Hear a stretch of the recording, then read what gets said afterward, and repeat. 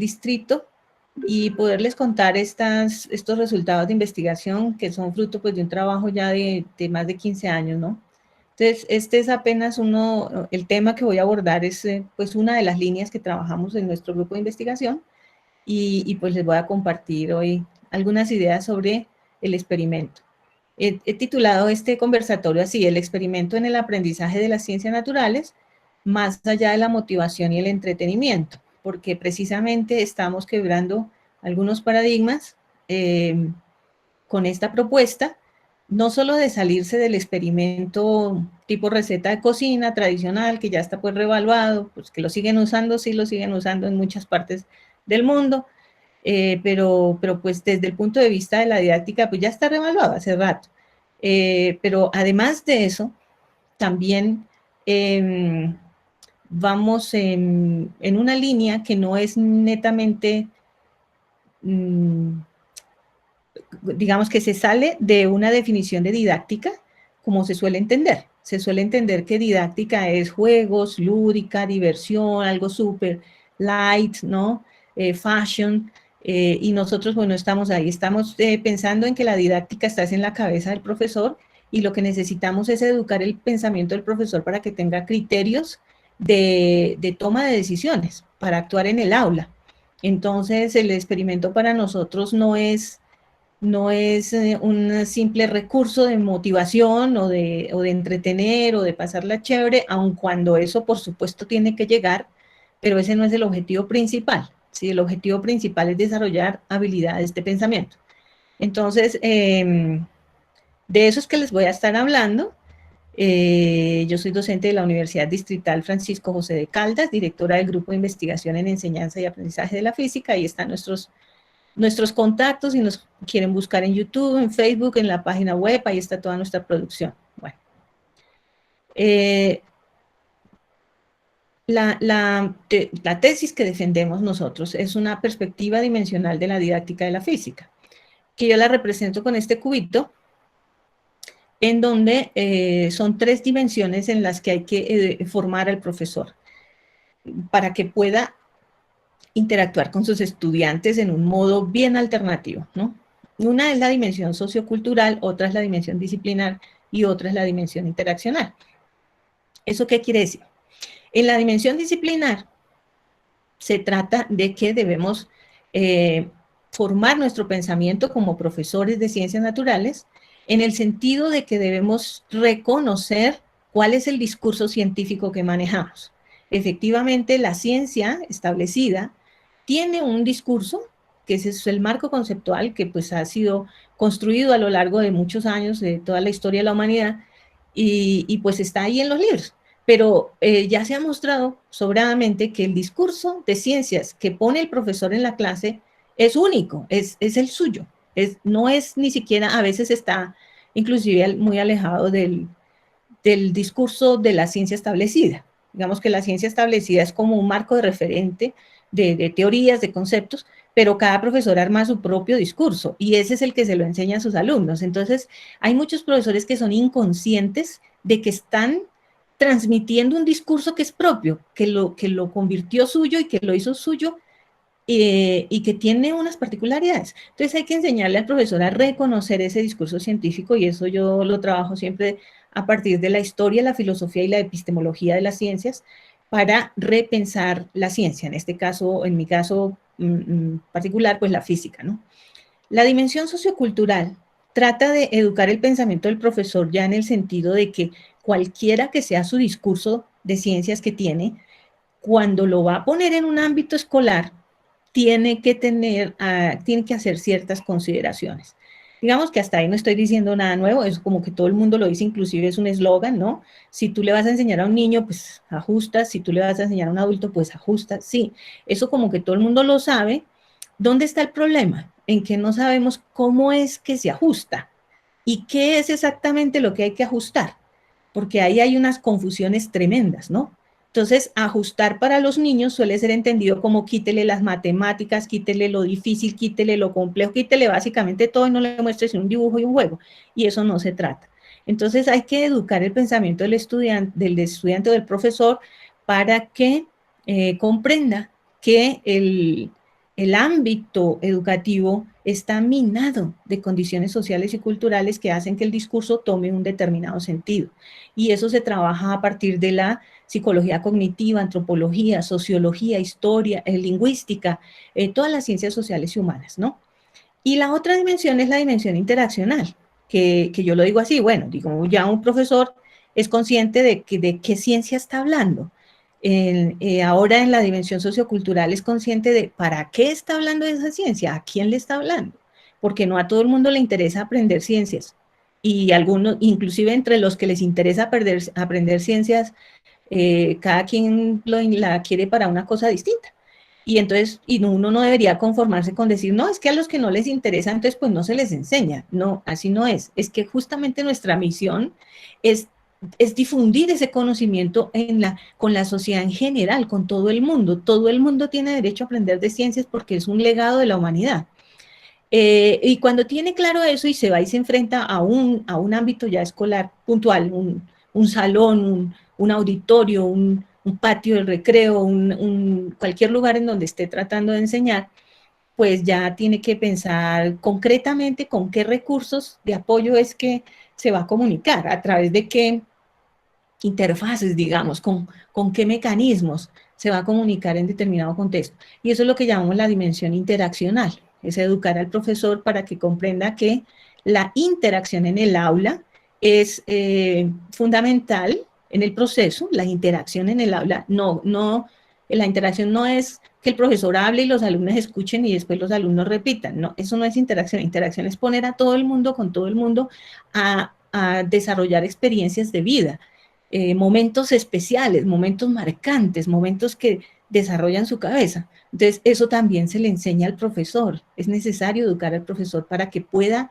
ver eso, para que pueda entender esos contextos. Entonces, en esta charla me voy a concentrar en la dimensión interaccional, que suelo trabajarla a partir de las TICs, de la práctica experimental, de los referenciales bibliográficos. Y subrayo aquí en amarillo la práctica experimental, porque estamos concentrados hoy ahí. Y quiero hacer ese énfasis en que solo estamos concentrados ahí en esa partecita, pero eso no es el todo de la teoría. La teoría es mucho más amplia, como se las acabo de decir. Entonces, en esta dimensión interaccional vamos a trabajar cómo enriquecer la interacción entre los participantes de la clase. Vamos a ver varias formas de enriquecer esa participación a partir de la experimentación, ¿cierto? Bueno, entonces, el meollo del asunto está en desarrollar procesos de matematización de la física, ¿no? En el aula.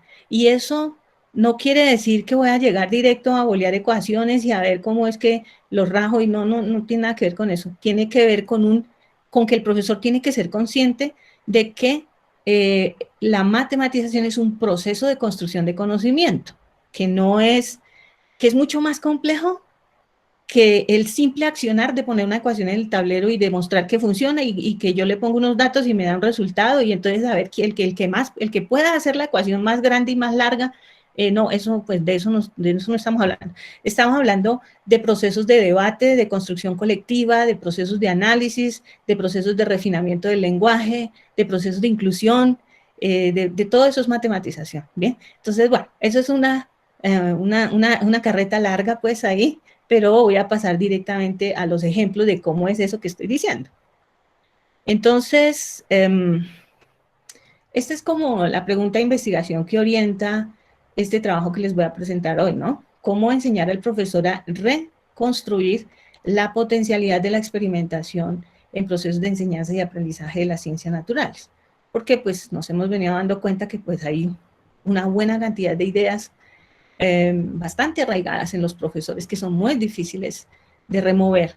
Pues hemos ideado una manera de hablar de esto para estimular ese cambio de pensamiento en torno a la experimentación en la enseñanza de las ciencias. Y esto no solo aplica para profesores de educación básica, esto está pensado para profesores en todos los niveles educativos, desde preescolar hasta doctorado y tanto formal como informal, ¿no? Bueno, entonces, espere que ahora no pasó la diapositiva. Lo que se ha hecho es la caracterización de unas tipologías de experimentación. Entonces aquí tengo los nombres: ilustrativo, experimento de tipo ilustrativo, experimento de tipo discrepante, experimento de tipo casero, de tipo investigación, de tipo recreativo, de tipo crucial, de tipo virtual, de tipo mental. ¿Qué es lo que diferencia uno de otro? Si ustedes ven solo por las imágenes, parecería que en todos está pues un cacharreo ahí, parece lo mismo. En realidad los montajes pueden ser los mismos.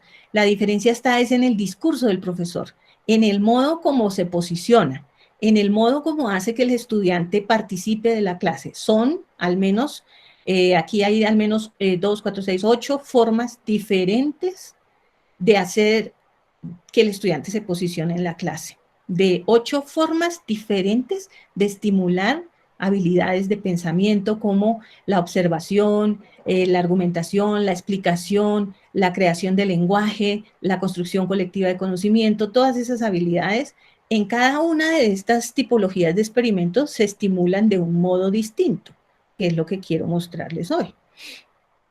Bueno, entonces ahora les voy a hablar en qué consiste cada tipología. O sea, de eso que acabé de decir, habría muchas cosas que decir, ¿no? Seguramente muchos se estarán preguntando, bueno, pero ¿qué es lo que ella piensa por habilidades de pensamiento? ¿Qué es lo que piensa por educar el pensamiento? ¿Qué es lo que está creyendo cuando dice que hay que formarlos para la observación? Bueno, de todo eso hay muchas cosas que decir, pero paso rápidamente al punto que nos ocupa hoy, que es la experimentación, ¿no?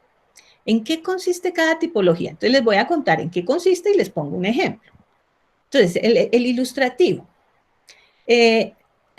Aquí arriba, estas palabritas significan como el enfoque que tiene ese experimento, ¿sí? Es un análisis fenomenológico y estimula la duda, ¿sí? Estimula la duda. Es decir, lleva al estudiante a dudar de cosas que están claramente establecidas y evidentes. Es decir, la idea es que cuando uno enseña, tradicionalmente, uno muestra un conjunto de verdades frente a las cuales el estudiante pues no tiene ninguna capacidad de duda, porque pues como que le va a dudar si yo le digo, mire, esta es la ley de Newton, esto dijo Newton y esto ha funcionado por 5, 6, 10 siglos, lo que sea, pues ahí el estudiante, ¿qué tiene que decir frente a eso? Pues nada, pues que muy bonito, que muchas gracias, y que va a ver si se lo aprende o no, ¿cierto?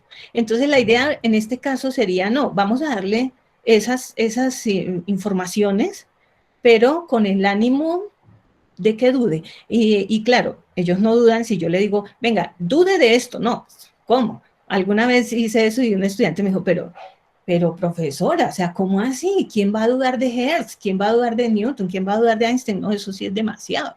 Entonces, hay que crear el ambiente para que esa duda aparezca, ¿cierto? El profesor tiene que jugar un rol muy particular, ¿cierto? El profesor tiene que poder describir y explicar un fenómeno físico. Fenómeno físico, no escribir la ecuación en el tablero y decir que esa ecuación es no sé qué, no, sino hablar del fenómeno físico, tiene que poderlo hablar, ¿cierto? Y tiene que enseñarle al estudiante a dudar de eso que está diciendo. Y tiene que ofrecerle recursos para poner a prueba el propio discurso científico del profesor. Y tiene que estimular la imaginación y fortalecer el lenguaje científico. Es decir, cuando el estudiante va a dudar, tiene que organizar sus ideas para poder dudar, ¿sí? El rol del estudiante, entonces, ¿qué es lo que quiero que el estudiante haga? Quiero que cuestione ideas, quiero que cuestione explicaciones, quiero que modifique condiciones de ocurrencia de un fenómeno físico, quiero que piense interdisciplinarmente, o sea, que frente a un fenómeno físico, pues si aparecen aspectos, si estoy hablando de un fenómeno físico, aparecen aspectos de tipo sociológico, religioso o político o biológico, pues se puede hablar de todo eso al tiempo, ¿cierto? Y que trabaje en equipo. Entonces, ¿qué es lo que voy a evaluar? Yo no voy a evaluar física, a pesar de que estoy enseñando física o química o biología, lo que esté enseñando de ciencias. Yo, por supuesto que ese es el discurso que vamos a estar trabajando, pero eso no es lo que evalúo. Lo que evalúo es la capacidad de duda. Lo que evalúo es la creatividad. Lo que evalúo es el diseño de procedimientos, la toma de decisiones. Eso es lo que evalúo. Y eso forza a que sí o sí tiene que aprender. ¿Sí? O sea, no es que tiene, es que no le queda de otra. Pero además lo va a hacer de manera voluntaria, no porque yo le diga. Por ejemplo, este es un ejemplo de un experimento ilustrativo que yo he llevado a clase. Entonces, ¿qué hago? Yo hablo primero del principio de conservación de la energía mecánica, del principio de conservación de la energía, luego de la energía mecánica, que se compone de dos tipos de energías, que es la energía cinética y la energía potencial gravitacional. Entonces, muestro este montaje. Este montaje lo llevo para trabajar. Con este montaje podemos evidenciar el principio cuando de es online, conservación de la pues energía. online. Entonces, observen, si yo retiro una esferita de su lugar, si le estoy imprimiendo energía potencial, ahora voy a retirar dos.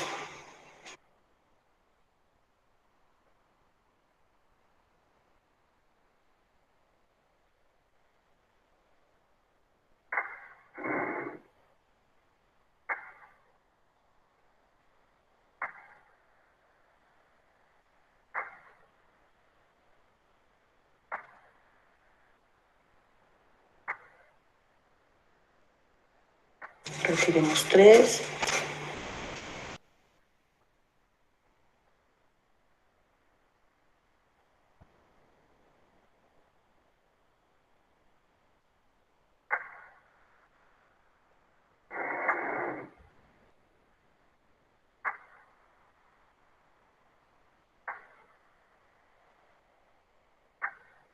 Intentar retirar cuatro.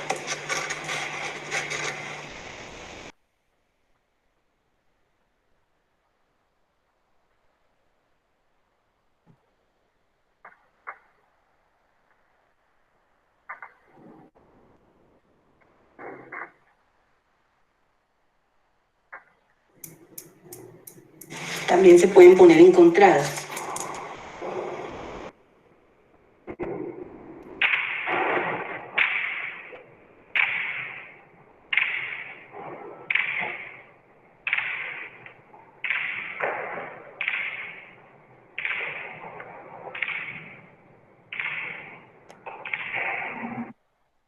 Bien, entonces, ¿yo qué hago frente a ese experimento?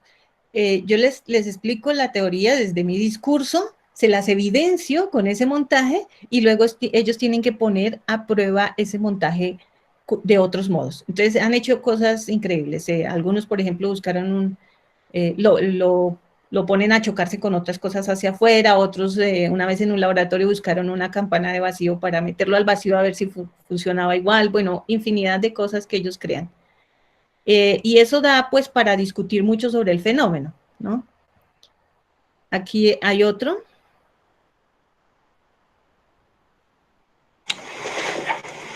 Con este montaje podemos evidenciar el principio de dilatación térmica en fluidos. Entonces tenemos una gota de vidrio que está sellada, dentro tiene un líquido, tiene este tubo que se convierte en un filamento allá dentro de esta burbujita, y vamos a ver qué ocurre cuando con mi mano, que está más caliente que el vidrio, que lo que está dentro, lo toco. Yo no le estoy haciendo fuerza, solamente lo estoy tocando.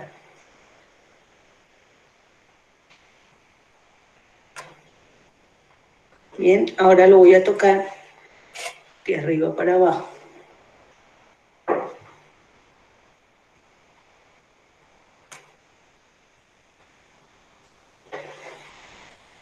Bien, entonces si ustedes se fijan aquí abajo hay estos fueron unos datos que tomé en alguna ocasión, un estudiante dice, lo que sucede en el tubo es que el líquido, o sea, alcohol, asume que ya es alcohol, se dilata y tiende a aumentar su volumen y no puede subir porque hay mayor presión en la parte donde se encuentra el líquido, mientras que por el tubo de área pequeña la presión es menor y le es más fácil ascender. Y cuando el estudiante manda esta idea, inmediatamente salen dos o tres que dicen, no, no señora, así no es.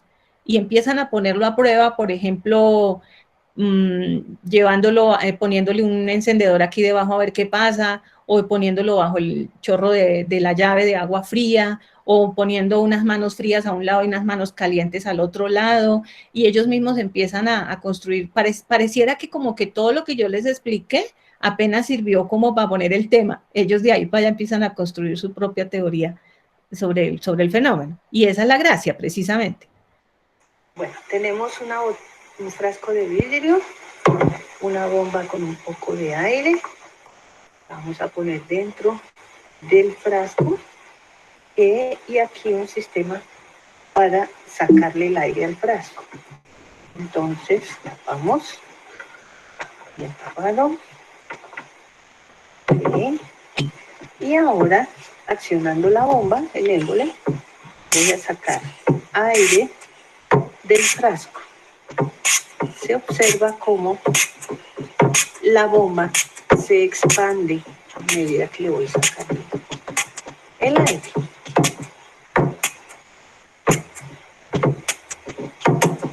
Cada vez es más difícil sacarle el aire porque hay que hacer más fuerza.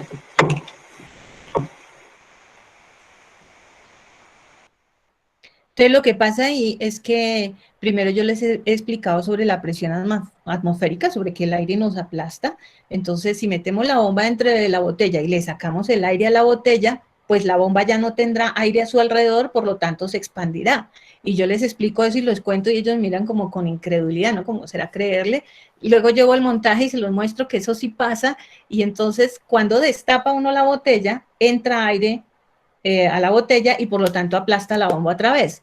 Y entonces antes de destapar la bomba yo siempre les pregunto, si destapo la bomba, ¿qué va a pasar? Si destapo la botella, ¿qué va a pasar con la bomba? Muchos responden, se va a explotar, inclusive profesores en ejercicio, ¿no? Y se va a explotar y cuando no se explota, se aplasta. ¡Wow! Y entonces vamos a ponerlo a prueba y hemos hecho pues infinidad de montajes.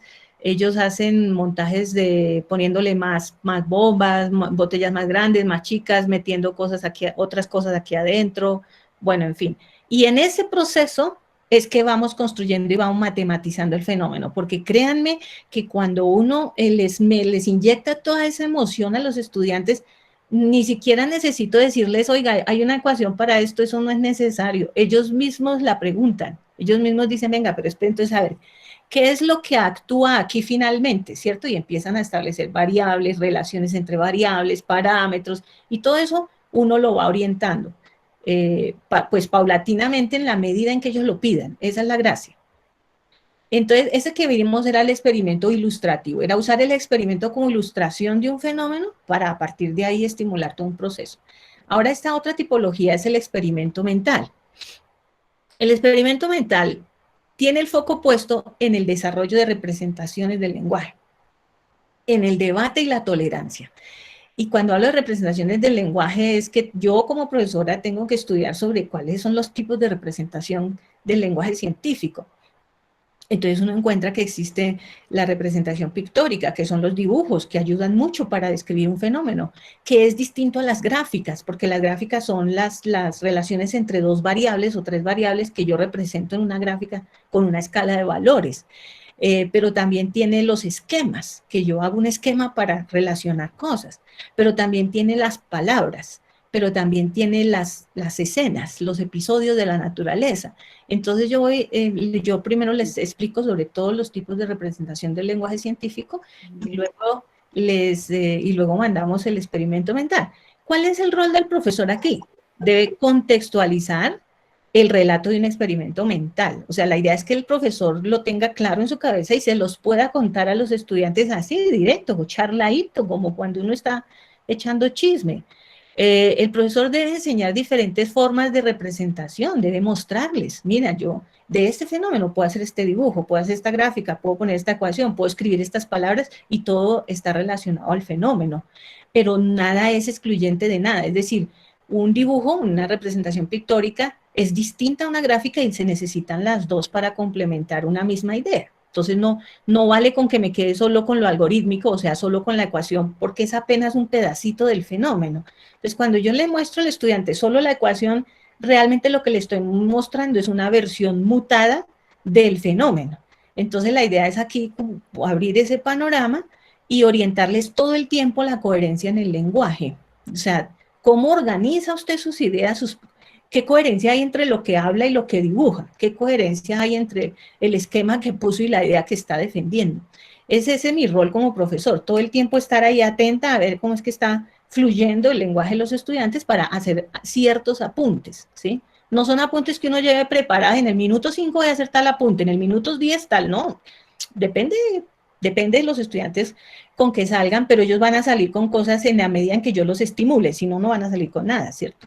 El rol del estudiante es, pues, obviamente, utilizar diversos tipos de representación. Yo tengo que esforzarlos a que utilicen todos esos tipos de representación, a que creen su propio discurso y debatan y toleren al colega, porque es muy fácil que los estudiantes caen muy fácil en o sea, se desesperan muy rápidamente cuando encuentran un colega que no les cree. Entonces, aunque sea, le dan un cacharrazo para que, créame. Entonces, ahí es donde el profesor entra a intervenir y a educar, a formar personas, ¿no?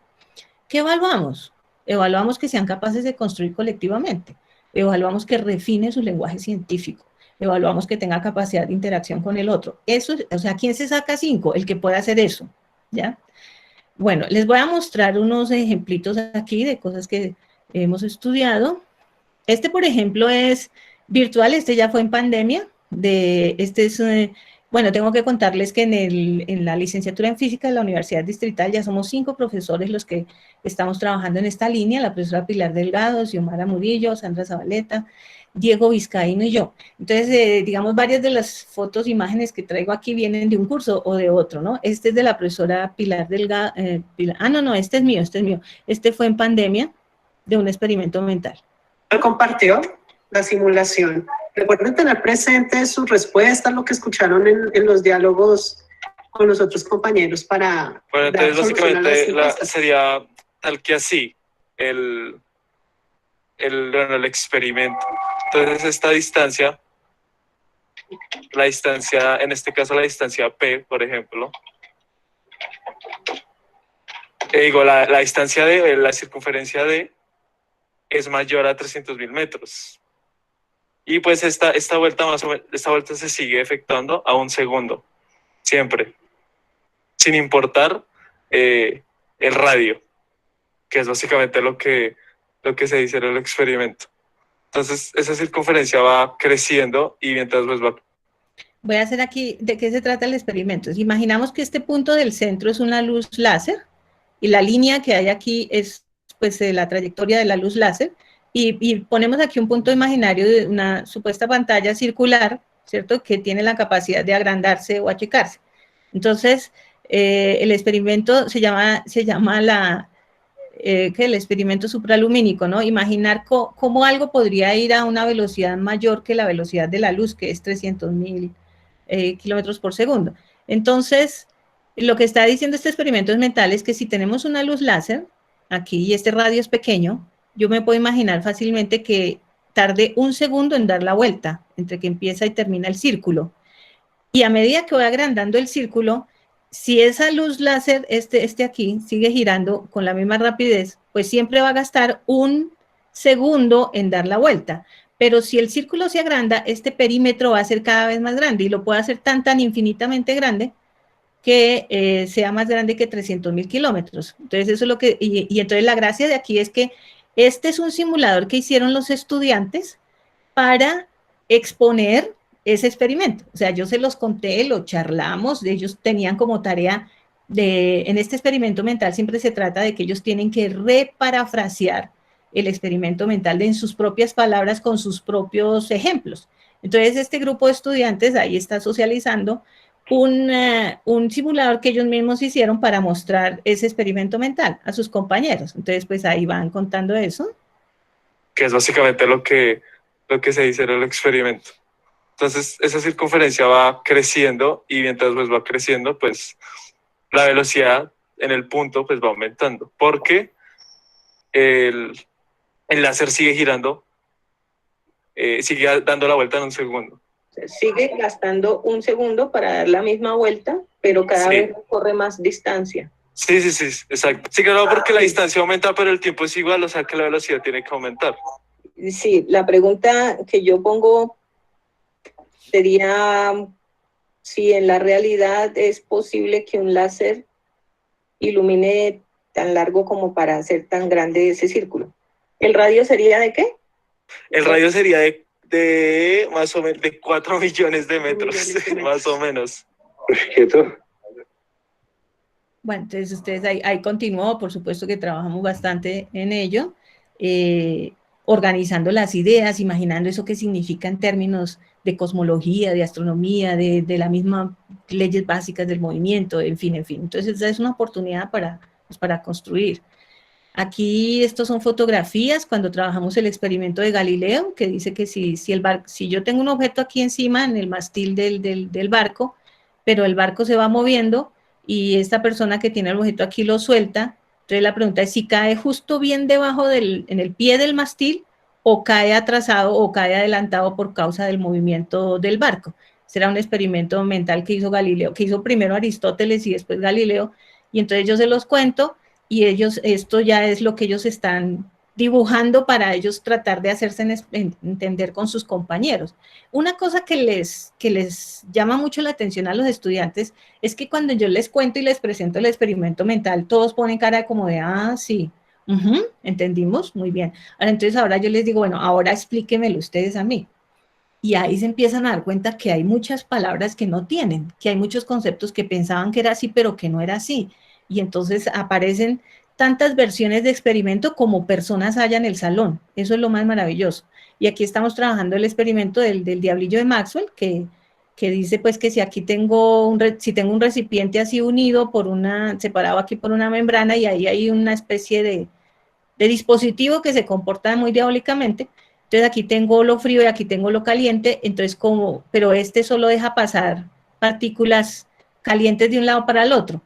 Y entonces, cuando yo les digo eso, bueno, y van a dibujarlo, fíjense que cada quien lo dibuja como se le ocurre, pues o como se le ocurre es como tiene armado en su cabeza la teoría, y se arman unos debates muy interesantísimos sobre si lo frío y lo caliente se puede ver, así como se ve aquí en el dibujo, inclusive qué sentido tiene rojo y negro o azul, ¿sí? O a qué distancia tengo que ponerlas, o cómo represento que se están moviendo las moléculas, o que en últimas, ¿de qué estamos hablando cuando hablamos de calor y frío? Bueno, y se arman unos debates muy, muy fuertes, ¿no? Aquí, por ejemplo, este fue un taller que hice con profesores de Panamá.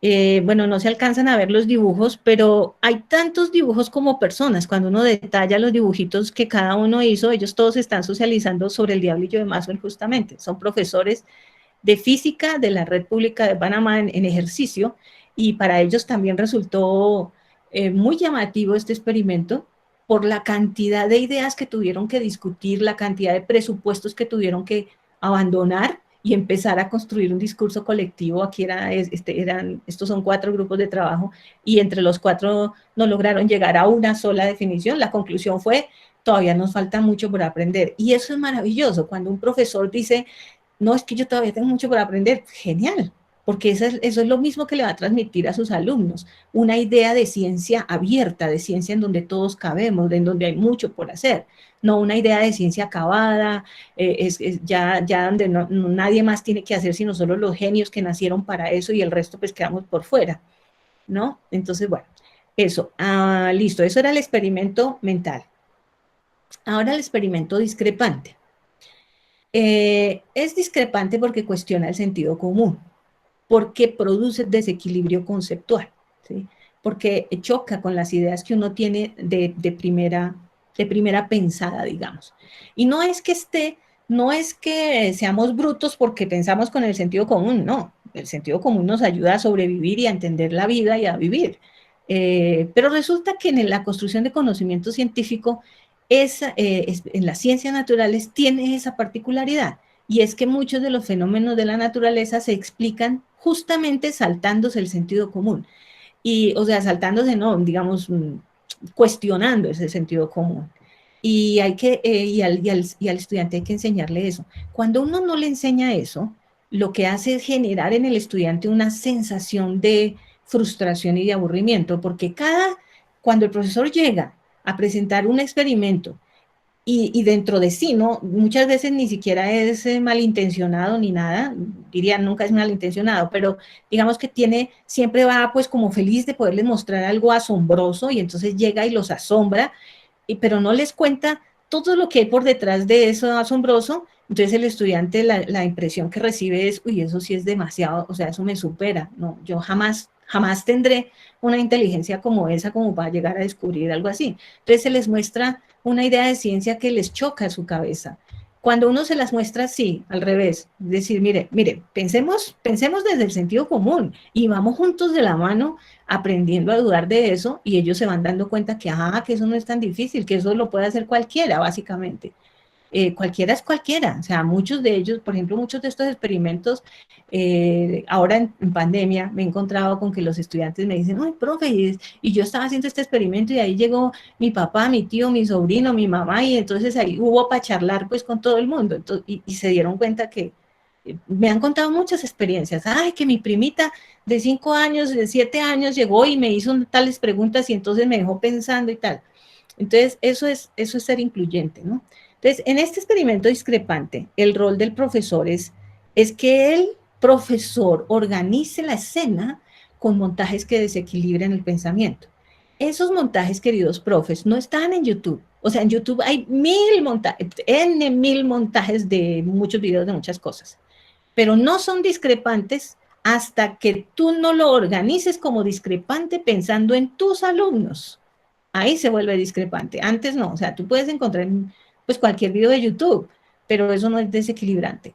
Solo se vuelve desequilibrante cuando tú organizas el discurso para que sea desequilibrante. Y eso es lo que pues trabajamos acá, ¿no? Entonces el profesor debe estar en condiciones de pedir hipótesis a los estudiantes y aceptarlas, porque el profesor dice, cuando el profesor dice, ¿qué pasa si, ustedes qué creen que pasa aquí? Y acto seguido, antes de que el estudiante responda, le dice, pueden decir cualquier burrada, no importa. No, pues ya los mató, o sea, ya de entrada está asumiendo que pues, son burros todos, y entonces ya el estudiante dice, no, yo para decir burradas, pues mejor me quedo callado, ¿cierto?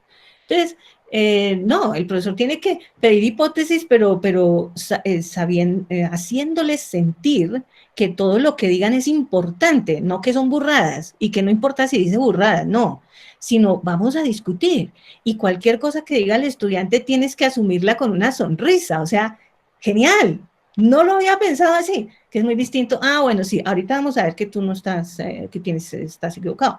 Claro, fíjense que solo en el lenguaje, en la actitud, pues tú haces una cosa o lo contrario, ¿sí? Entonces, uno tiene que estar preparado mentalmente e intelectualmente para asumir las hipótesis de los estudiantes, para estimularles la metacognición, o sea, la reflexión sobre la reflexión, ¿sí? Entonces, yo he encontrado con un profesor que entonces el profesor está explicando, ¿no? Explica. Ahí el profesor le dice, no entendí. Entonces el profesor vuelve y le dice, igualitiquitico como ya le dijo, como si fuera un problema de sordera, como si fuera que el estudiante no le oyó bien y entonces le vuelve a repetir igualitiquitico.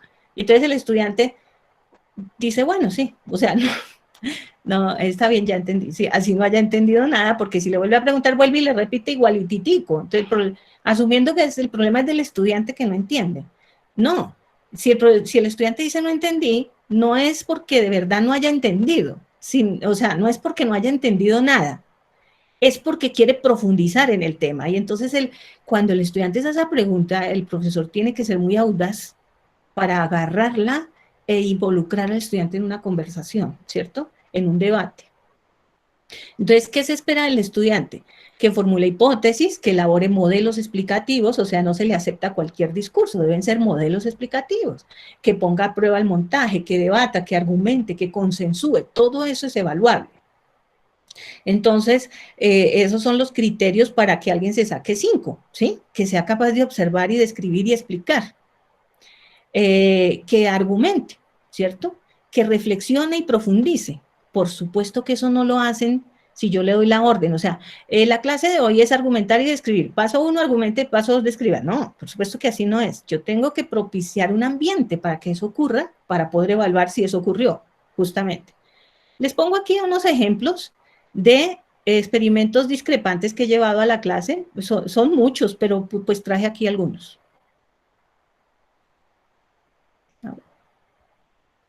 Tengo dos bombas infladas. Esta está inflada con aire y esta tiene agua y aire. Bueno, la pregunta es, si yo enciendo este encendedor y coloco la llama aquí debajo, de esta que tiene aire, y aquí debajo, de esta que tiene aire y agua, ¿cuánto tiempo demora en explotar? Cada uno debe formular una respuesta y argumentar un porqué. Y luego vamos a ver. Entonces, veamos. debajo de esta que tiene aire. Ahora debajo de esta que tiene aire, agua.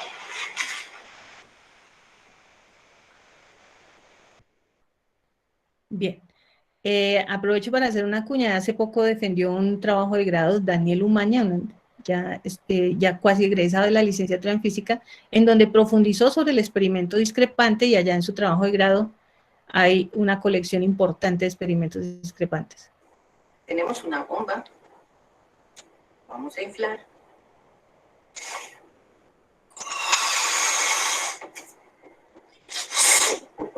Apenas de un tamaño que la pueda coger. Ok. Tengo este palito de pincho. La pregunta es, ¿puedo atravesar esta bomba de lado a lado y que se reviente? ¿Por qué? Escriban. Bien, entonces está la bomba y el palito. Voy a atravesarla.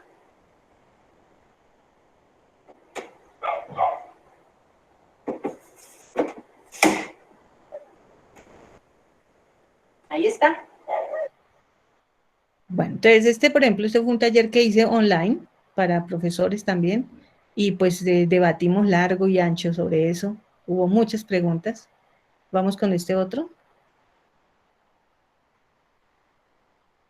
Entonces, tenemos papel, una hojita de papel iris, un trocito de hoja de papel iris. Voy a doblarlo para sacar 3 figuritas más o menos iguales. En realidad solo voy a necesitar una, pero si tengo más, pues mejor. ¿Oh? Solo lo doblo en 4 para hacer una especie de flor. No soy muy artista más, voy a tratar de recortar aquí como una forma de pétalo de flor. Una flor. Voy a doblarle los pétalos hacia adentro.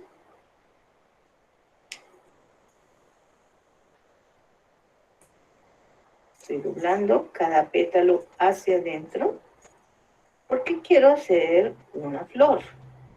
Bueno, entonces voy a colocar agua en este plato, es un plato cualquiera, y voy a colocar agua sobre ese plato.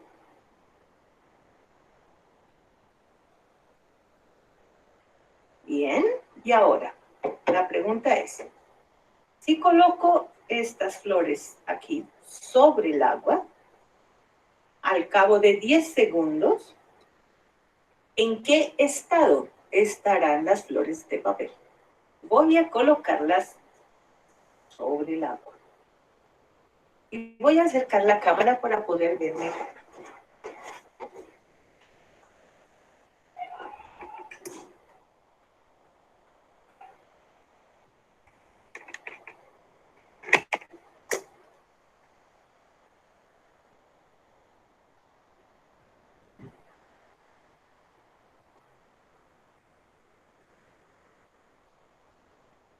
¿Están observando lo que ocurre?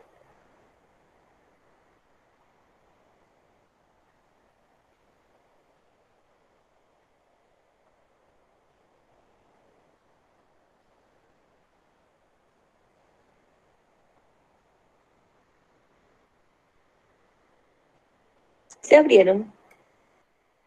Bien, este experimento particularmente tiene una riqueza, y es que vincula conocimientos de biología, química y física, todo juntito en el mismo fenómeno. Entonces da para mucho.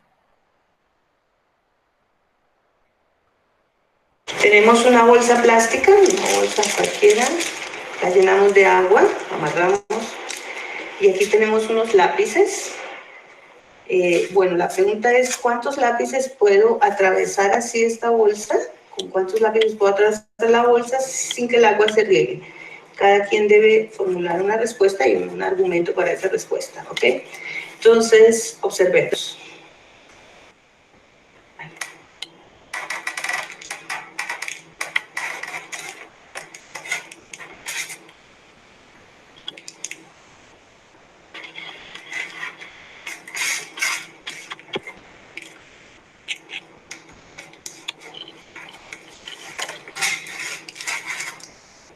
igual. Ahí podemos seguir.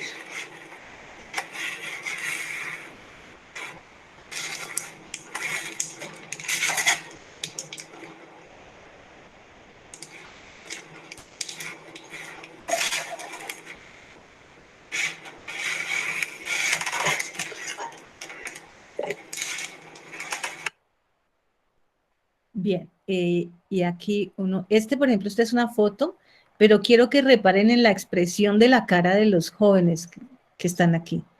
Estaban súper asombrados porque el experimento es muy simple. Yo tengo el vaso con agua, solo con agua, tengo los clips por fuera, lleno el agua hasta el borde más borde, hasta que ellos vean que está muy, muy llena, y les pregunto, ¿cuántos clips caben dentro sin que se riegue el agua? La mayoría tienden a decir que uno, o ninguno, o dos. Algunos, pues que ya lo han visto en YouTube, dicen, pero dicen sin argumentos. Entonces, cuando yo les pregunto por qué, bueno, ahí salen todo tipo de explicaciones sobre la tensión superficial, la densidad, la presión, fuerza, bueno, salen bastantes términos que vamos afinando poco a poco. Y luego empezamos a colocar los clips y cupieron todos y a un cupo de espacio ellos empezaron a sacar las monedas de sus bolsillos para echarlas ahí también al vasito y se alcanza a ver la cúpula de agua que se forma aquí encima. Y ellos quisieron hacer esta variante, por ejemplo, este aquí ya es glicerina y este es alcohol, porque se preguntaban si pasaba lo mismo con todas.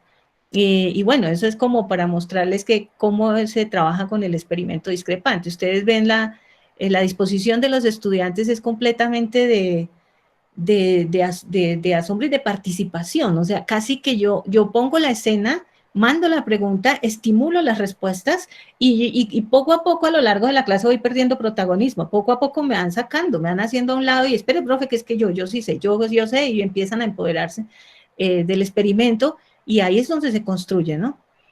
Bueno, ese era el discrepante. Ahora el experimento virtual, que por ejemplo es algo con lo que tenemos que luchar porque se suele entender desde una visión reduccionista de la didáctica de la física o de la didáctica de las ciencias en general. Se suele entender que pues el experimento virtual pues ya es casi que todo, ¿no? O sea, usted póngale un software ahí para que mire cómo ocurren las cosas y eso ya es maravilloso, ya quedan súper asombrados, ya, con eso ya. Resulta que pues no, es apenas una de las formas de interactuar en el aula. Pero además se pueden hacer muchas cosas con el experimento virtual, más allá de verificar que una ecuación sí sirve, que es el uso que le suelen dar, ¿cierto? Mire que F es igual a M por A, verifique ahí que si usted aumenta la masa, entonces disminuye esto, o que si aumenta lo otro, disminuye la... Y ya, nosotros vamos como para otra línea, para otro lado, ¿no? El foco está puesto en modelar un fenómeno, en entender cómo es que se modela el fenómeno y en identificar obstáculos epistemológicos, que es un concepto que viene de la epistemología de la física, de cómo, qué es lo que dicen los obstáculos. Son ideas, imágenes, frases o palabras que tienen la intención de explicar, pero que el efecto que tienen es exactamente confundir. Y de esos hay muchos en las clases de ciencias naturales. En los discursos del profesor y en los discursos del estudiante hay cualquier cantidad de obstáculos epistemológicos permanentemente circulando. Entonces, el uso que le damos al experimento virtual es para enseñarle al profesor a identificar obstáculos epistemológicos y a partir de ahí, obviamente, orientar al estudiante a superar esos obstáculos epistemológicos y también aprender a que aprenda a identificarlos en sus respectivos alumnos. Entonces, ¿cuál es el rol del profesor? Analizar el modelo explicativo que está de fondo de la simulación, que está en el fondo de la simulación. Cuestionar la pertinencia de esa simulación para ese fenómeno, porque toda simulación tiene unos límites. Normalmente no se le explica a los estudiantes cuál es el límite. Parece que funcionará para todo y para cualquier cosa una simulación. No, ella tiene sus límites. Hay que decirle para qué sirve y hasta dónde explica el fenómeno y de dónde para allá ya no explica lo que ocurre en la realidad, ¿no? Y también ofrece ideas para enriquecer el diseño de esos simuladores. ¿Qué se espera del estudiante? Pues que modele un fenómeno, que produzca analogías, que cree, que supere obstáculos epistemológicos. Pero para superarlos, pues tiene que identificarlos primero. Entonces, ¿qué vamos a evaluar? Vamos a evaluar si se comportó de una manera crítico-reflexiva, o sea, si es capaz de posicionarse frente a algo y defenderlo con argumentos, si es capaz de hacer analogías. Y oigan bien que analogías no son ejemplos. Hay una distancia muy grande entre un ejemplo cualquiera que se me viene a la cabeza de cualquier modo y una analogía, porque una analogía tiene una estructura. tiene que estar el análogo y el objetivo, y cada parte del análogo tiene que estar identificada cuál es la función, y cada parte del objetivo también, y cuál es la relación entre parte y parte, entre el análogo y el objetivo. Todo eso hay que enseñárselo a los estudiantes, para que puedan construir analogías e identificar si esa simulación es una analogía, o es un ejemplo, o es una paradoja, o es qué, ¿cierto? Entonces, bueno, trabajamos pues con estas que son de la PET Colorado. Pongo estas porque, por ejemplo, esta llama mucho la atención en el sentido de que, ay, espere que esto se me fue aquí. Este es para indicar que si yo hago una fuerza hacia la derecha igualitica que la fuerza hacia la izquierda, pues entonces el carrito no se moverá porque dos fuerzas iguales en sentido opuesto se anulan. Pero que si una es mayor que la otra, pues entonces va a haber un movimiento para un lado o para el otro. Pero tiene este detalle, y es que para aumentarle la fuerza, en este caso ustedes están viendo la flecha hacia la derecha más larga que la flecha hacia la izquierda, que significa que hacia este lado hay más fuerza, se está ejerciendo más fuerza que hacia este lado. Pero resulta que para aumentar la fuerza, uno selecciona de aquí estos mamarrachitos y los arrastra hasta allá y los va poniendo aquí en estos puntos. Entonces, para hacer más fuerza necesariamente que necesito coger un muñeco más grande. Y ese es un obstáculo epistemológico, decir que más fuerza corresponde a una persona más grande. Pues no, realmente no tiene nada que ver con el fenómeno físico de la fuerza, ¿cierto? Como una interacción entre dos cosas, que es lo que uno les enseña, entre dos sistemas. Entonces, cuando ellos se dan cuenta de estas cosas, dicen, uy, sí, si uno les pone eso, bueno, alguien dice, pero es divertido, ¿no? Sí, es divertido, pero es que lo que pasa es que cuando uno está enseñando y está tratando con personas, pues no es un juego. La cabeza de las personas no son para jugar, la cabeza de las personas es para hablarles en serio. En serio no quiere decir bravo, en serio quiere decir cosas que les hagan sentido y que no atropellen su inteligencia. Entonces ellos se dan cuenta de esto y empiezan a decir, uy, no, habría que cambiarlo de este modo, de este otro modo, esto hasta aquí no sirve, esto tal. Entonces ahí es donde estamos identificando obstáculos y reconstruyendo un discurso, ¿no? Por ejemplo, este es del efecto fotoeléctrico.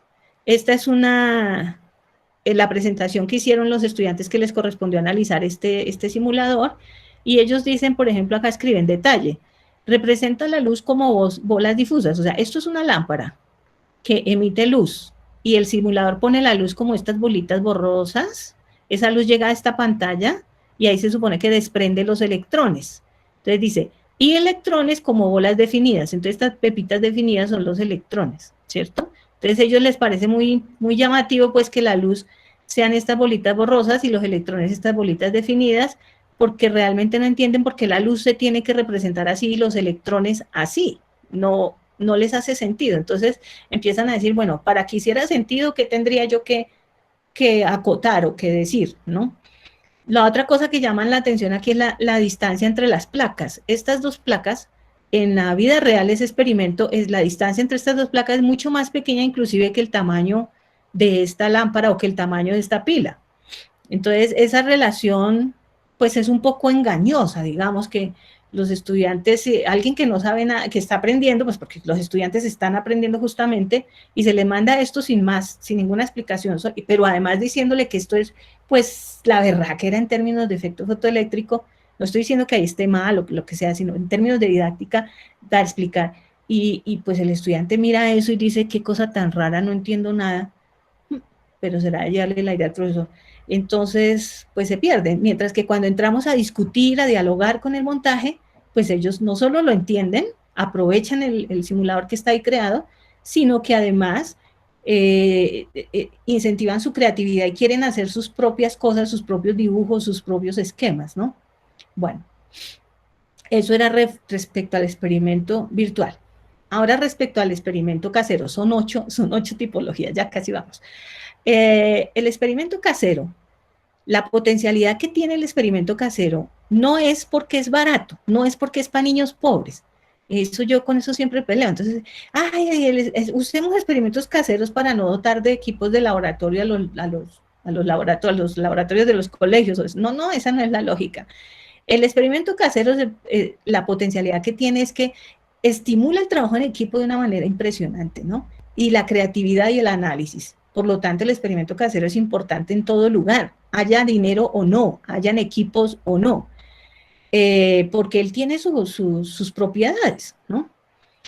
¿Cuál es la relación? Bueno, y una cosa es de que cómo se trabaja aquí. Aquí la idea es retar a los estudiantes, retarlos a que superen al maestro. Ojo, maestros. Entonces resulta que yo ya no voy a la clase solamente a descrestar a mis alumnos, sino que voy a decirles, háganme el favor y me superan. Y les doy las herramientas para que me superen. Esa es la idea. Entonces, ¿cuál es el rol del profesor? Diseña, presenta y explica el montaje. O sea, el profesor debe llevar su propio montaje hecho y puesto a prueba. Y debe llevar los materiales para hacer el montaje. ¿Sí? O sea, no se vale que el profesor llegue a la clase y diga, hagan un experimento casero, o les deje de tarea hacer un experimento casero. Eso no tiene ningún impacto en el pensamiento del estudiante. Por eso vuelvo y digo, estas tipologías son lo que son porque el maestro es lo que es, no porque haya tal o cual equipo, montaje, material o lo que sea. Entonces, el maestro es el que tiene que diseñar, presentar y explicar su montaje. Debe responder inquietudes sobre su montaje, pero también debe cuestionar, asesorar y, sobre todo, desafiar al estudiante. Entonces, el rol del estudiante, ¿cuál es? Pues que debe superar el montaje del maestro. Normalmente es un desafío. O sea, yo les traigo este acá. Háganme uno que sea más rápido, más eficiente, más cualquier cosa, ¿sí? Un más algo para que el estudiante tenga la posibilidad de superar el montaje que lleva el maestro. Por supuesto que no se vale hacer trampa, o sea, no se vale que yo diga, ay, voy a hacer un montaje bien charro para que me lo puedan superar fácil. No, se trata de que yo hago mi mejor esfuerzo como maestro, lo mejor que yo pueda. Y aún así les pido que me superen, y no, ¿sabes qué es lo triste? Que siempre lo superan a uno. No, lo triste no, digamos la noticia feliz, es que siempre lo logran, por supuesto. Bueno, algunas veces no como uno esperaría, no como uno no, digamos, no, ellos quisieran superarlo a uno mucho más y no logran llegar hasta ciertos puntos, pero en algunos son maravillosos.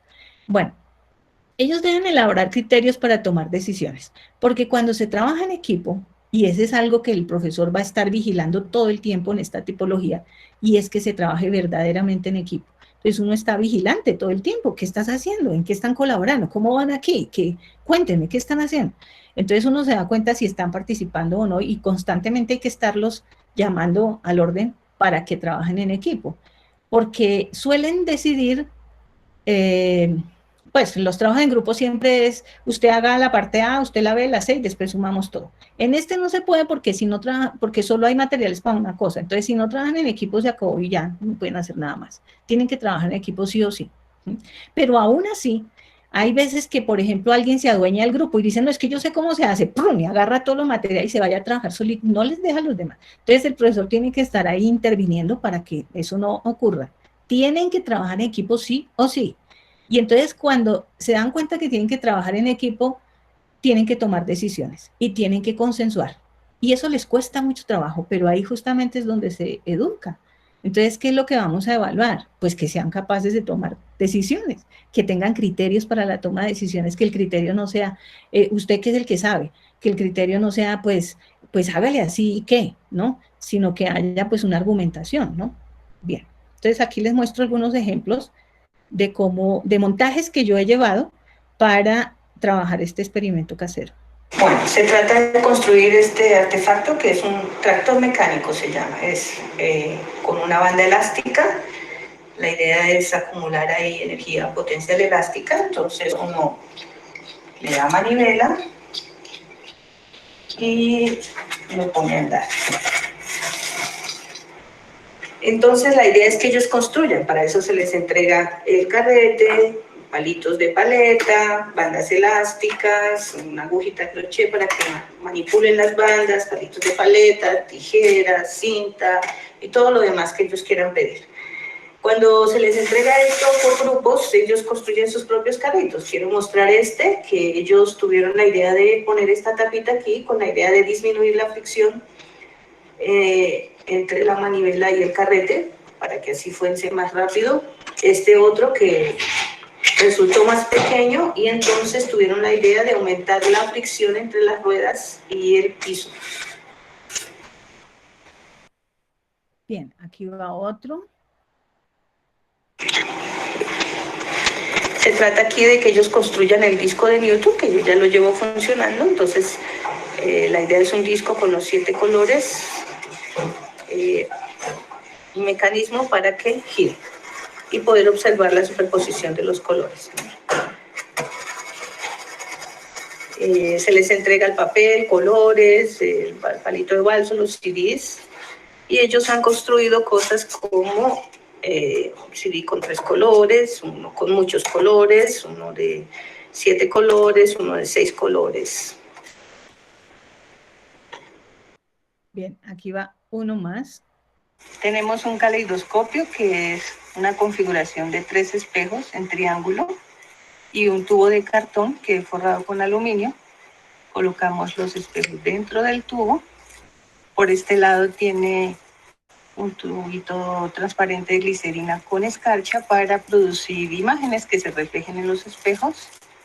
El tubo está tapado con una tapita translúcida para que le entre luz por este lado, y por este lado vamos a taparlo con una tapa que tiene un agujerito y que va a funcionar como visor, es decir, por ahí vamos a mirar.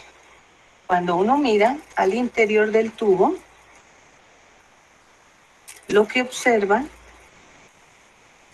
es una repetición de imágenes por causa de la reflexión de la luz.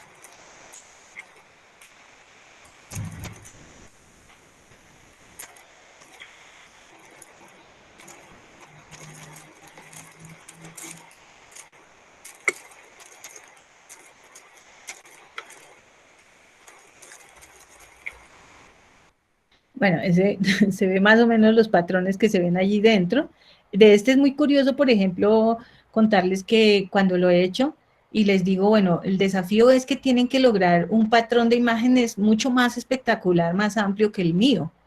Y la intención que tienen muchos estudiantes es, en vez de esos 3 espejos en triángulo equilátero, ponen más espejos, ¿sí? Ponen 8, 6, o sea, con la idea de que si hay más espejos va a formar más imágenes, y se les olvida la teoría de la reflexión de la luz.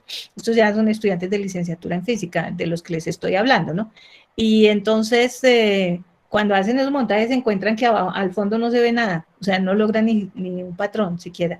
Entonces tienen que volver a revisar este es un mecanismo muy simple, es un tubo con 3 espejos, pero a veces pareciera que tuviera no sé qué magia, y ellos lo miran, lo desbaratan, lo cogen, lo sacuden a ver dónde es que está la magia, y poco a poco empiezan a preguntar. Ya cuando empiezan a preguntar, yo estoy pues ansiosa de responder cosas y les voy respondiendo, y van llegando, van construyendo la teoría hasta que pues lo logran, y logran hacer cosas maravillosas, ¿no?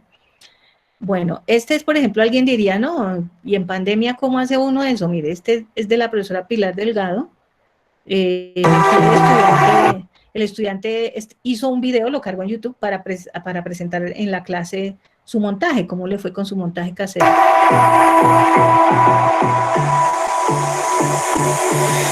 I don't know what you want.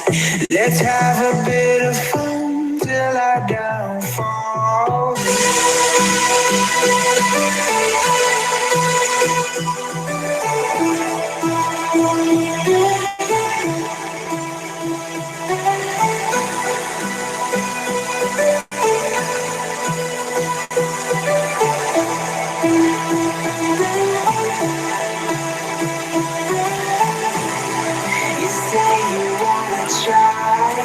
But you never do. Sugar, there's a reason why we lose.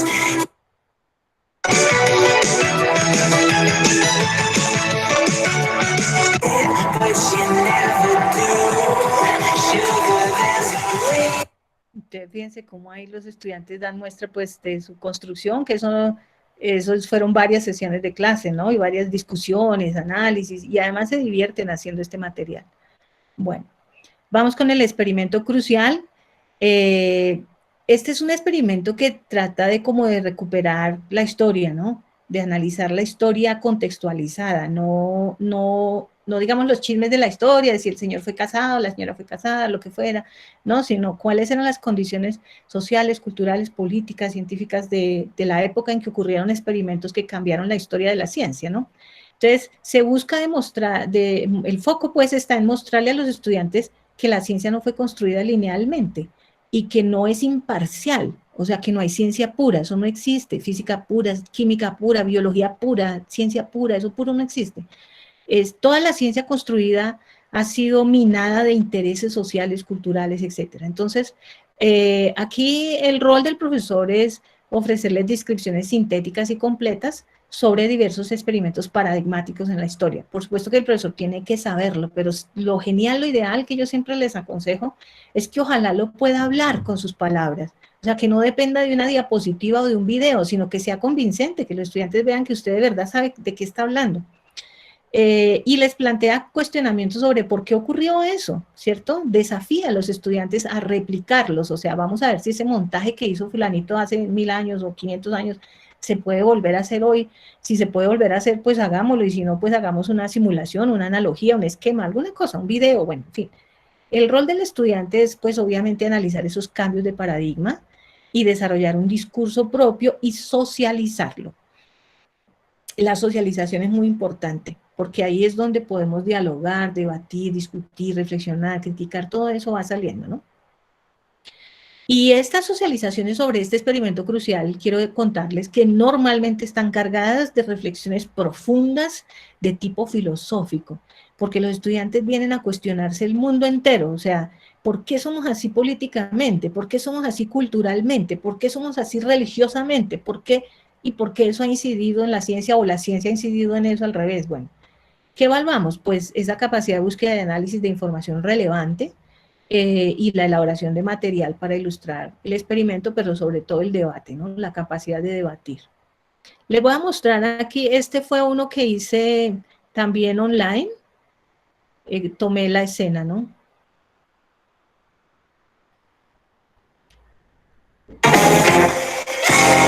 Crucial.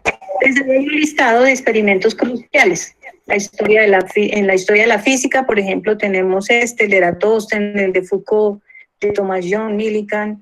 En el de historia de la biología, los de Darwin, el ADN, las vacunas. En la historia de la química, el descubrimiento del fósforo, la generación de agua a partir de hidrógeno, oxígeno, y bueno, varios, la síntesis catalítica del amoníaco, ¿no? Que nos tiene ahora precisamente eso, lo que permitió producir los fertilizantes que ayudan a producir mucha comida, pero que al tiempo ayudan a erosionar el suelo, cosas así, síntesis de compuestos orgánicos. Entonces, ¿cuál es la idea con esto? La idea es que el profesor presenta una colección de experimentos cruciales de la historia a los estudiantes, se los describe, se los explica en sus términos, por eso el profesor debe tener dominio de todo ello. Y luego vamos a desafiar a los estudiantes a crear una nueva versión de ese experimento crucial. Entonces los estudiantes van a tener que ir a consultar información, se les desafía a que lo reproduzcan, si es posible reproducirlo en la vida real, o si no, que lo simulen en un software, o que consigan videos que sean explicativos y lo socialicen. Entonces, alrededor de esos experimentos cruciales uno trata temas políticos, religiosos, económicos, sociales, todo lo que tiene que ver con la producción de la ciencia, que ya quiebra un paradigma que se suele enseñar a los estudiantes, y es que la construcción de las ciencias es pura, y es asocial, y es apolítica, y es todo, es aislada del resto del mundo, y eso no es real. Todos esos experimentos están cargados de intereses políticos, económicos, sociales, culturales, religiosos, y esa es la ganancia de ese experimento. Les voy a socializar, ahí les dejo esta colección para que si quieren los estudien, los usen, los apliquen con sus alumnos, seguro que les van a traer clases muy interesantes. Pero les quiero mostrar, así como para ilustrar en práctico, el de Eratóstenes, que es el primero. Hay un videito en YouTube que es bastante interesante, que muestra en qué consistió el experimento de Eratóstenes. Hacia el sur, pero en la frontera de Saín, se podía observar algo muy notable en el día más largo del año.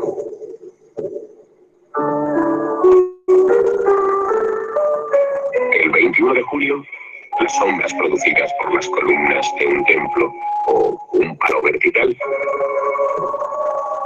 se achicaban cuando el mediodía se acercaba. medida que pasaban las horas aproximándose a las 12, los rayos del sol se deslizaban al interior de un pozo profundo que otros días quedaba en la sombra.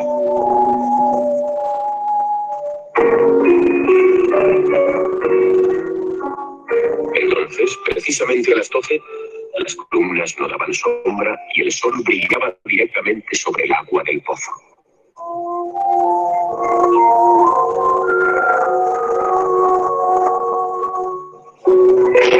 En ese momento, el sol se encontraba exactamente encima.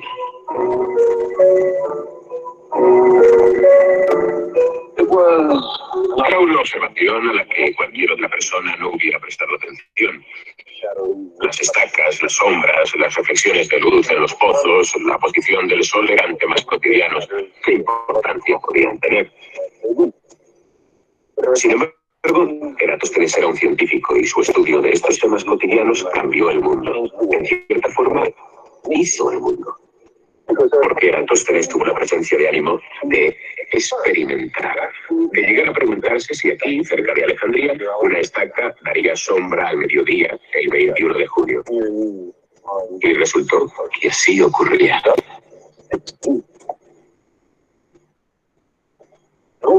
Alguna persona muy escéptica diría que el informe de Sain estaba equivocado.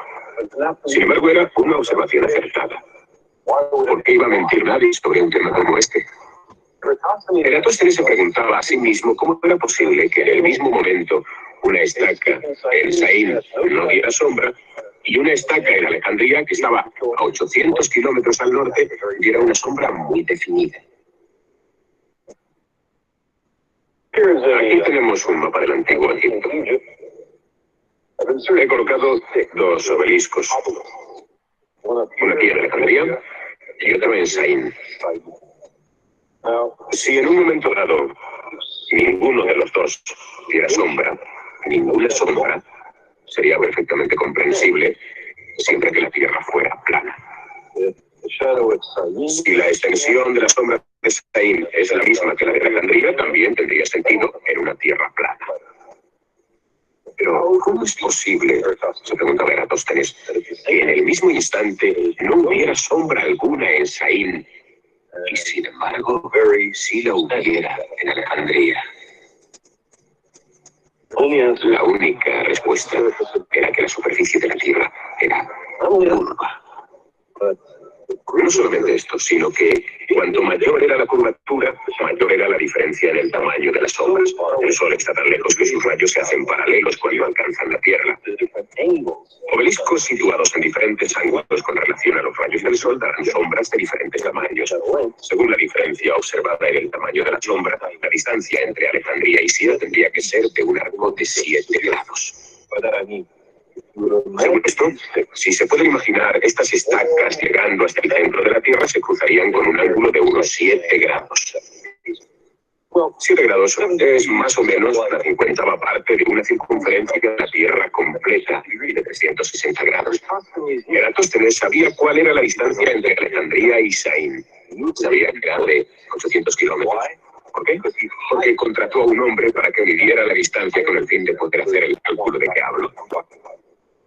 Bien, 800 kilómetros por 50 son 40.000 kilómetros y esa debe ser la circunferencia de la Tierra. Esa es la distancia que hay que recorrer para dar la vuelta a la Tierra. Y es la respuesta correcta. Eratóstenes no tenía más herramientas que palos, ojos, pies y cabeza y un gran deseo de experimentar. Con estas herramientas dedujo correctamente la circunferencia de la Tierra con una enorme precisión y un porcentaje de error mínimo. Su cálculo fue bastante bueno, considerando que lo hizo hace unos 1200 años.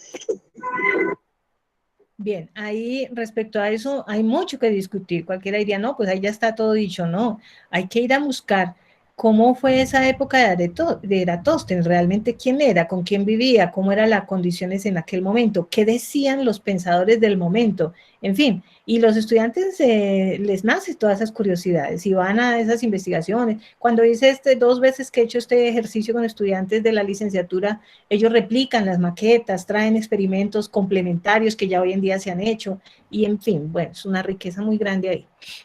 Y vamos para el experimento por investigación.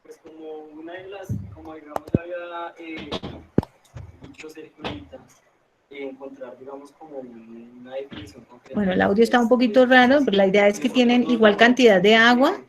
Esta está caliente, esta está tibia, esta está fría, y colocan una pastilla de Alka-Seltzer ahí, y ustedes van viendo el efecto, ¿no? Y ellos están intentando responder qué es la entropía.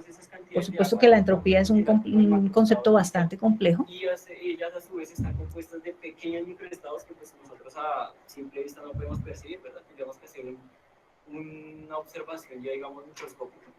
Pero nosotros ¿cómo podríamos alterar eso? En el momento en el que nosotros introducimos esa pastilla y pues, al ser efervescente va a crear ese efecto que nosotros estamos viendo ahí, ¿sí? Pero entonces ellos llegan a hablar de macroestado y microestado, que es un concepto muy importante para poder hablar de entropía, ¿no? Del estado del agua en general es un macroestado, pero si yo voy a mirar el agua por dentro microscópicamente, digamos, sería un microestado, y entonces, ¿qué significa una cosa y otra? En ese sentido que están en esa discusión. Ya es el... ¿Alguien abrió el micrófono? ¿Ya? Ok, este es el último, ya por fin, los dejo descansar, experimento recreativo.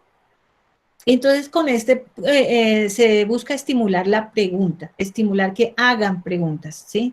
Se busca, pues, también ofrecer un momento de diversión directamente, pero diversión enfocada, ¿sí? No es cualquier diversión, es una diversión que tiene que ver con la satisfacción de uno sentirse inteligente, ¿sí? Y de sentir que está enriqueciendo su lenguaje, ¿no? El rol del profesor, pues, es orientar la construcción de montajes que se ponen a funcionar en una sola puesta en escena. No es decirles a los estudiantes, cada uno para dentro de 8 días traiga un experimento y lo muestran, no es eso. Nosotros gastamos varias clases asesorando a los grupos de estudiantes qué montaje van a construir hasta que les funcione y lo puedan poner a funcionar correctamente, y ya dedicamos un día especial para hacer una feria recreativa exponiendo todos los montajes en donde todos tienen que hacerle preguntas a todos. Entonces, hay una regla para este experimento, una regla básica que ellos no pueden romper y que es la que más les cuesta, y es, el que está exponiendo el montaje, que ya lo pensó, lo hizo, lo sabe, lo domina, no puede hacerle preguntas al visitante, solamente puede presentarlo y esperar que el visitante le haga preguntas. Entonces, ¿cuál es el desafío? Que tiene que presentarlo de una manera tan llamativa, tan poderosa, que tiene que estimular la pregunta en el visitante. Si el visitante no le hace preguntas, es punto malo para el expositor, ¿sí? Porque lo presentó de una manera que no llamó ni siquiera la atención. Entonces, ellos se esfuerzan por la puesta en escena, por el discurso, cómo lo van a... Eso lo ensayamos cómo lo vas a hablar, cómo lo vas a decir. Entonces, cuando lo ponen ya en funcionamiento, y lo ponen y se encuentran con las preguntas de sus compañeros, eso es una felicidad total. A veces las pueden responder, a veces no, pero eso no se trata pues de que tenga las respuestas a todo, sino que pueda dialogar con las preguntas que le hace el visitante, ¿no? Entonces el profesor pues orienta todo eso y lidera la feria recreativa, porque no es todo el mundo a la loca, ¿no? Sino que vamos ordenadamente visitando cada uno de los stands. Y el rol del estudiante pues, es plantear preguntas, los que están trabajando como visitantes y los que están como expositores responder las preguntas. O sea, no se vale que alguien le haga una pregunta y el otro le responda, buena pregunta, y ya no diga nada más. Eso no se los permito. Tiene que responderle algo, ¿sí? O diga, no, me corchó. No, responda alguna cosa, algo más amplio, ¿no? Bueno, interactúa con sus pares, busca información tal. ¿Qué vamos a evaluar? El empoderamiento de su montaje, ¿cierto? La profundización en el tema, el nivel de interacción que logre con sus pares. Bien, aquí les muestro, estas son imágenes, fíjense aquí un detalle, este bombillo está prendido, estos son montajes, esta es una feria, diversos montajes en el mismo salón. Este bombillo está prendido sin estar conectado a nada, está prendido solamente por el campo magnético que genera este embobinado, ¿no? Porque este tubo está lleno de gas. Bien, aquí están sacando aire de esta botella y a través de este dispositivo lo están pasando a esta bomba. Entonces la bomba se está inflando y la botella se está aplastando. Aquí están soportando un conjunto de tenedores todos montados sobre un palillo.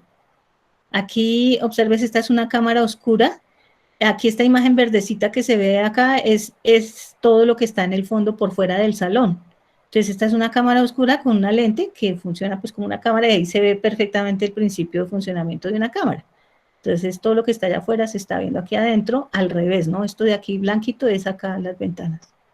Esta es una mano robótica que hicieron con jeringas. Todo eso se lo van inventando ellos, pero uno los va asesorando, acompañando, en fin. Bueno, aquí es un videito, esto es un sistema que hicieron unas chicas, súper lindo, de conservación de la energía.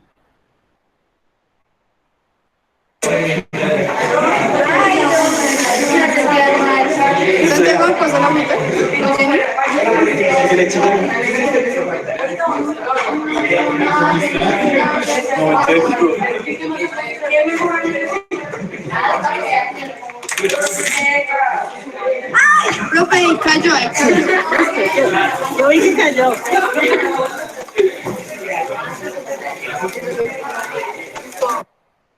Acá en el agua está saliendo por este pitillo está metido ahí por un huequito a esta botella que tiene agua, pero está saliendo porque el aire que sale de la bomba empuja el agua y la saca por acá.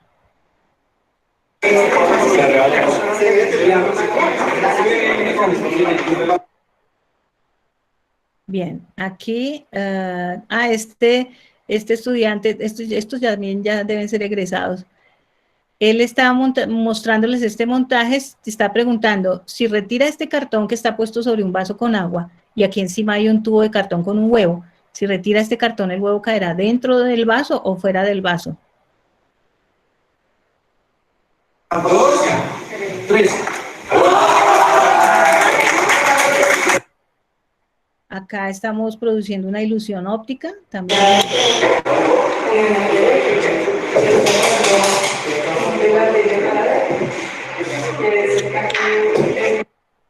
Eso, si se fijan, es una figurita de cartón, pero la forma hace que uno al girar alrededor de ella vea como que se está moviendo la cabeza, con un ojo tapado, ¿no? Es una ilusión óptica que nos permite explicar la visión estereoscópica que tenemos los seres humanos. Y bueno, ya, para terminar, pues, esto es como una síntesis del rol del profesor desde esta perspectiva de la experimentación a partir de la perspectiva dimensional de la didáctica de la física, ¿no? ¿Qué hace el profesor? Planea la experimentación para desarrollar habilidades de pensamiento, no para comprobar ecuaciones, definitivamente. Participa de la clase estimulando el debate, no instalando verdades absolutas. Ofrece ideas e informaciones solicitadas por el estudiante o para facilitar el desarrollo de la actividad, sin discursos fijos previamente estructurados, ¿no? Orienta el proceso, no solamente el producto, ¿no? El estudiante se enfrenta a desafíos, no solo a comprobaciones de lápiz y papel. Interviene en el manejo o en el diseño de la propuesta experimental, no se limita solo a seguir instrucciones. Trabaja en equipo, no puede avanzar solo. Consensúa explicaciones, no se limita a repetir verdades. Desarrolla el lenguaje y lo comunica, no elabora informes preestructurados. Sobre el tratamiento del contenido científico, es una estrategia de formación, no el fin. Se construye por necesidad creada en el estudiante, no por imposición. Se ajusta al contexto, o sea que no es genérico. Se discute integralmente, o sea, no hay jerarquía conceptual. Y bueno, para los interesados en conocer nuestros productos, pues aquí está nuestra producción bibliográfica, está toda disponible, libre y gratis en la página web del Grupo de Investigación y Enseñanza de la Física, o en mi ResearchGate, si buscan Olga Castiblanco en el ResearchGate, ahí están todas las publicaciones. En el Group Black de MinCiencias también están relacionadas todas nuestras publicaciones, o Olga Castiblanco Google Académico, ahí están todas las publicaciones, ahí hay libros, artículos, capítulos, y cualquier cosa, pues con mucho gusto siempre estaré disponible para conversar, para aprender más, para conocer experiencias, etcétera, etcétera. Muchísimas gracias.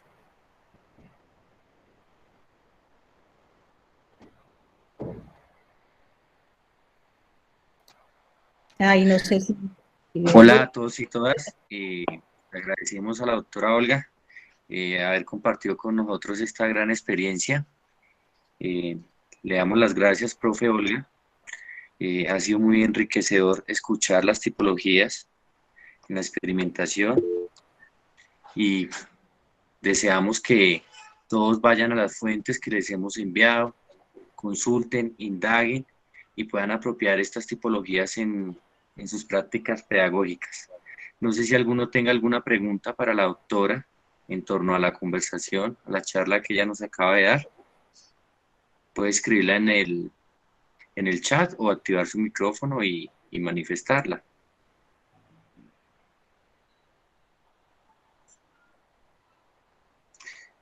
Claro, tienes la palabra, Pablo Corredor.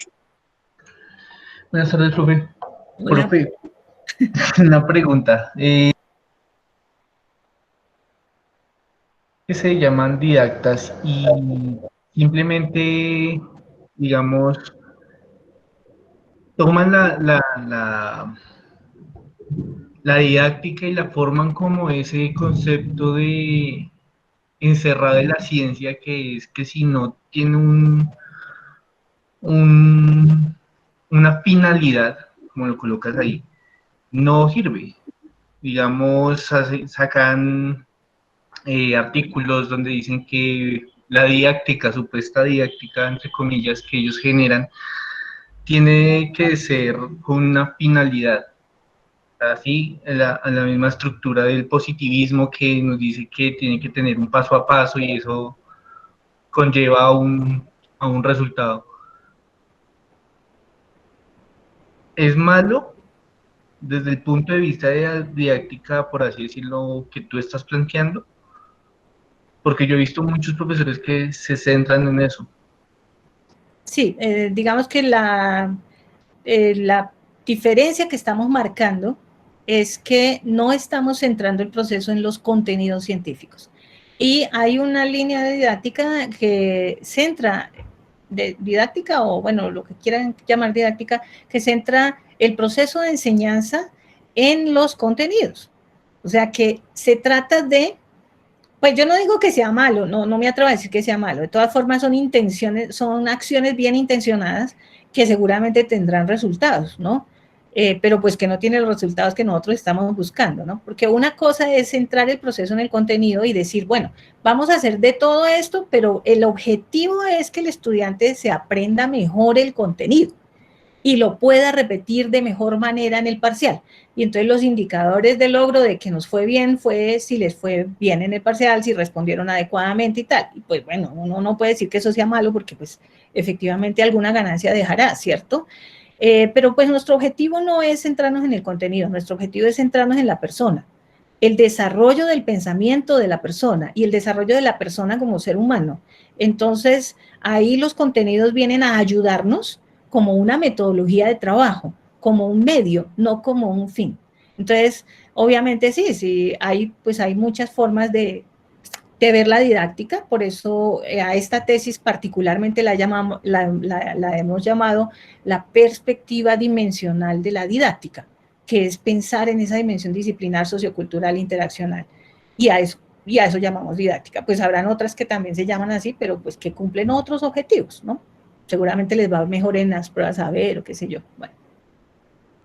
Gracias. Mi profe Olga, escriben por el chat. Un saludo especial, mi profe Olga. ¿Qué recomendaciones nos darías para que en la formación del profesorado de física el experimento no se considere como una fuente del conocimiento científico indiscutible? Es decir, para que sus resultados no se conviertan en verdades absolutas e irrefutables. Bueno, la formación de profesores, pues yo trabajo en formación de profesores, ¿no? En la licenciatura en física. Y lo que podemos impactar es con la gente que quiere entrar en esta línea, que quiere dialogar con esto. Se requiere leer, se requiere estar dispuesto a cambiar esquemas de pensamiento. Y eso no es fácil.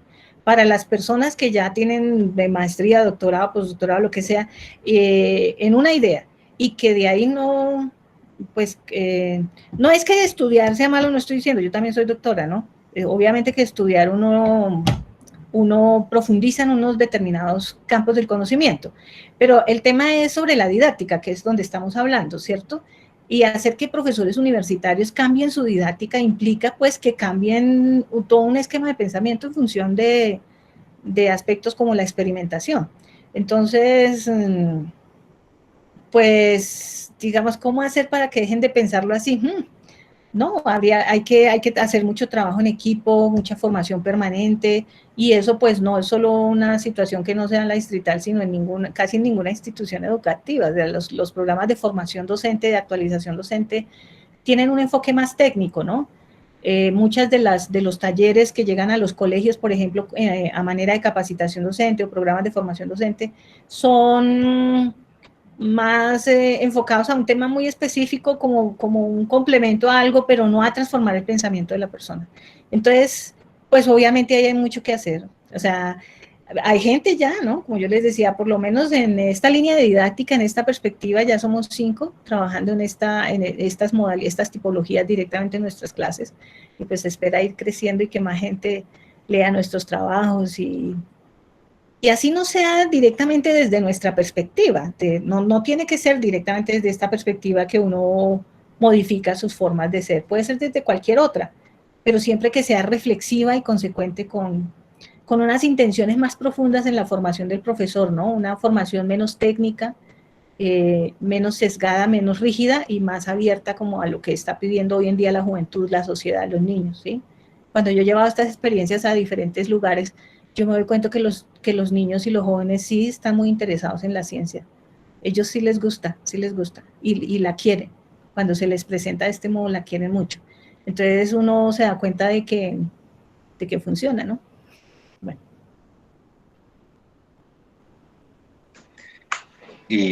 Listo, no hay más preguntas.